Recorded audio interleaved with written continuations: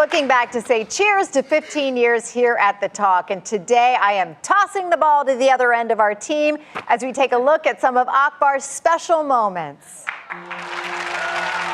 Akbar Gbajabiamila Idowu Gbajabiamila. Gbajabiamila. You got too many letters in your name, bro.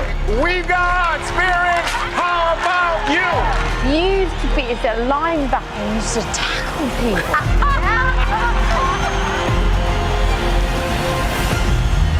It's the first night of our new co-host, Akbar Gbajabiamila.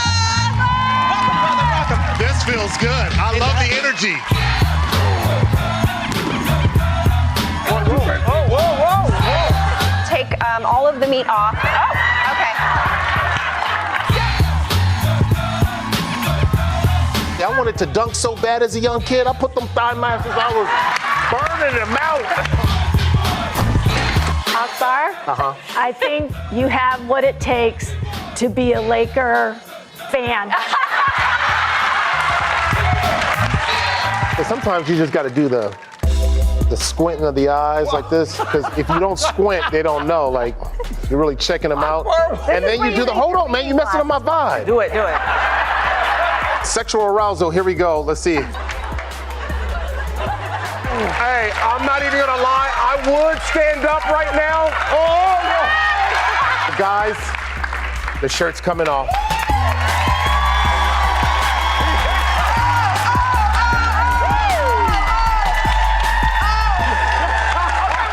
how about big? You know what? Akbar, you're a nasty boy. I know how much the women love Tay Diggs, so when they tell me I look like you, I'm like, oh yeah, you think so? We look like we could be brothers, right? Yeah. But I'm the better looking brother. I'm sorry.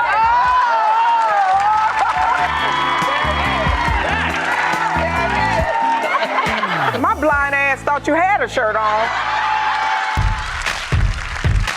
When we get sick, typically men are bigger than women. And that's a lot of sick. When we're sick, we're doing everything that we need to do. We have to eliminate this idea that man flu is a real thing. It's not. Akbar, just take the L, man. Take the L.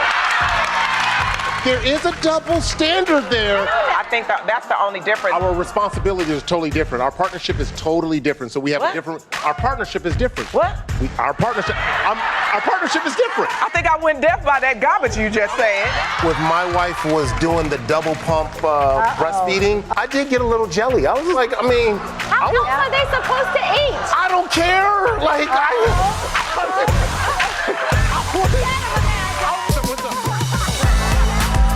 we do a lot of this playful type of teasing, and like you get around, like I'm always teasing, you know, Jerry about his car, his haircut. I'm like, yo, look at you, you came in with the bow cut today. Yeah. He is just jealous because you have hair and he does not. That's right. Black don't crack. That is for sure. I love Ohio. And guess what? I'm even gonna do your big anthem. Yeah.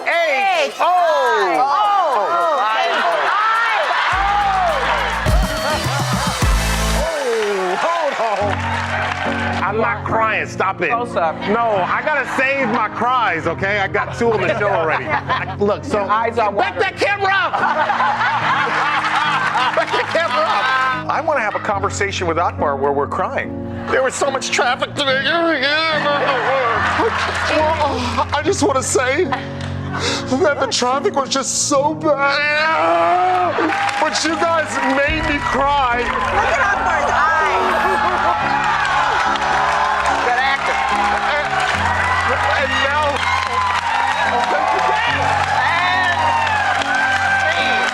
and the award was Best Crier in Daytime goes to Akbar.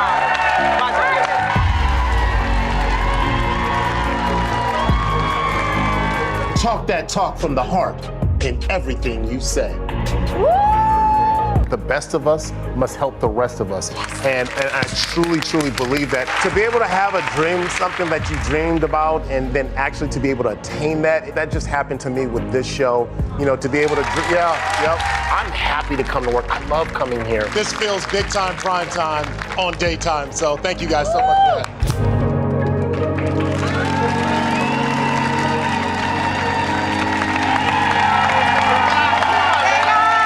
Thank you guys.